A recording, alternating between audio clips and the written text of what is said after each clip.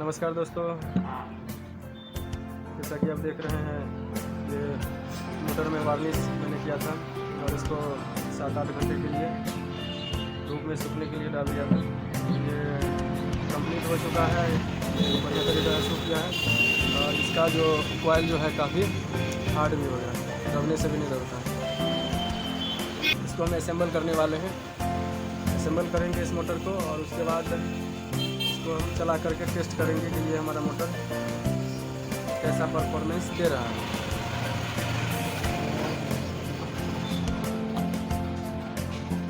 ये है, इसके साथ रोटर है, रोटर देख रहे हैं।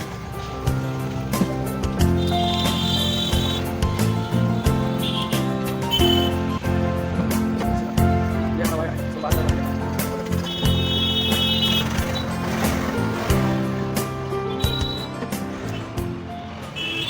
डाल दिया है और इसे बिजली के मदद से धीरे धीरे इसको बिठा देंगे।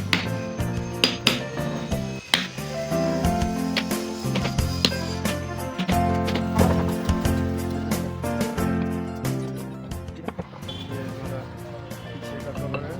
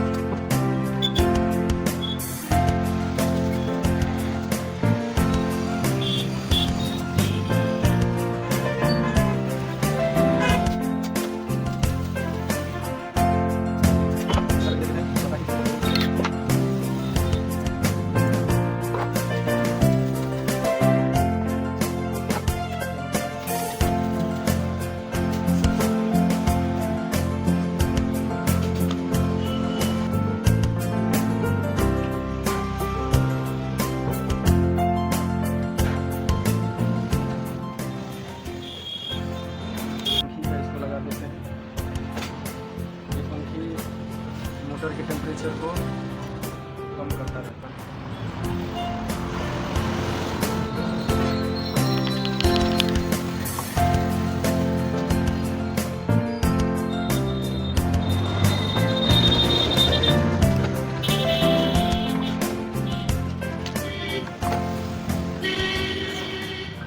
कंडेंसर है 8 MFD का,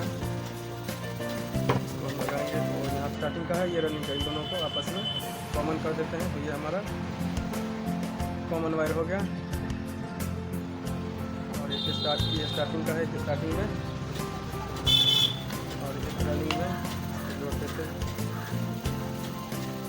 उसके बाद हम इसका टेस्ट करके देख लेते हैं। हमारा सप्लाई तेज वाला जो है वो एक इस पे आएगा और एक इस पे आएगा। रनिंग का कॉइल है, तो देख लेते हैं। अगर मोटर उल्टा चलता है, मोटर हमारा इस साइड चलना चाहिए। अगर इस साइड चल रहा है तो ठीक है, अगर इस साइड नहीं चल रहा है, इस साइड चलेगा, तो हम ये ग्रीन वाला वायर को आपस में चेंज कर देंगे या येलो वाला वायर को आपस में चेंज कर देंगे। और एक बार हम चेक कर लेते हैं इधर चलता है या इधर चलता है। वायर जोड़ लेते हैं ठीक करके।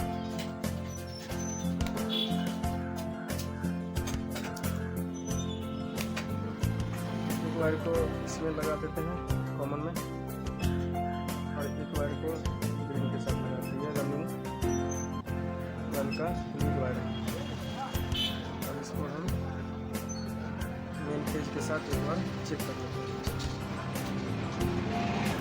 वायर को हम लगा रहे हैं डायरेक्ट 200 वोल्ट AC के साथ।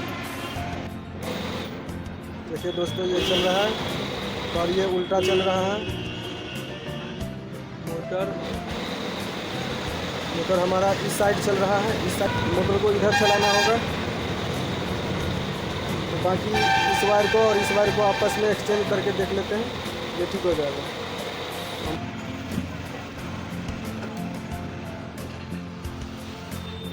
अब हम इसमें स्टार्टिंग कॉइल के लीड को आपस में एक्सचेंज कर देते हैं। यहाँ से मैंने निकाल दिया, इसको इसके साथ कनेक्ट कर देते हैं और इसको यहाँ पे लगा देते हैं। अब हमारा मोटर जो इस साइड चल रहा था वो अब इस साइड चलेगा, मोटर इस साइड चलेगा, तो हमारा मोटर का रोटेशन ठीक है। इसको हम इसके साथ वेट कर देते हैं।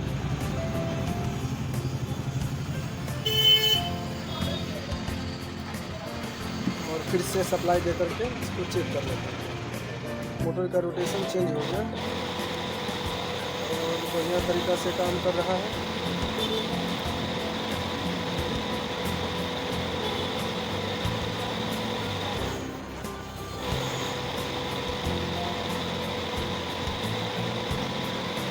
बढ़िया तरीक़ा से काम कर रहा है और यहाँ हवा भी आ रही है, बहुत तेज़ हवा है।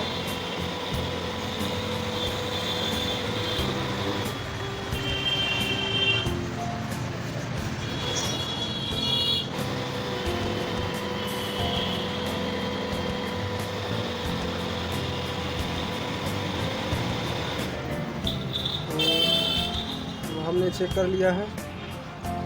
इसके बाद इसको खोल लेते हैं और हमारा जो यहाँ से जो लीड वायर निकला हुआ है इसके साथ हम इसको जोड़ देते हैं।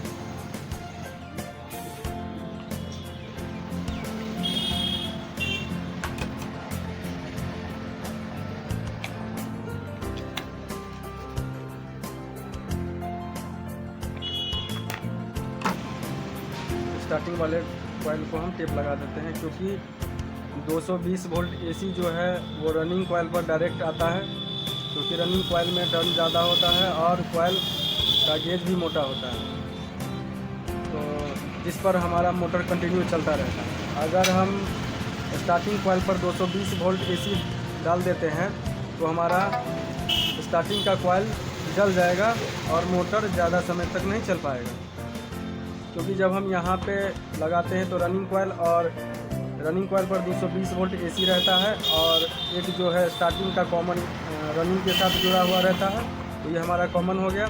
और से होते हुए कंडेंसर से होते हुए ये स्टार्टिंग कॉइल के साथ जाता है, तो इसको हमें टेप कर देना होगा।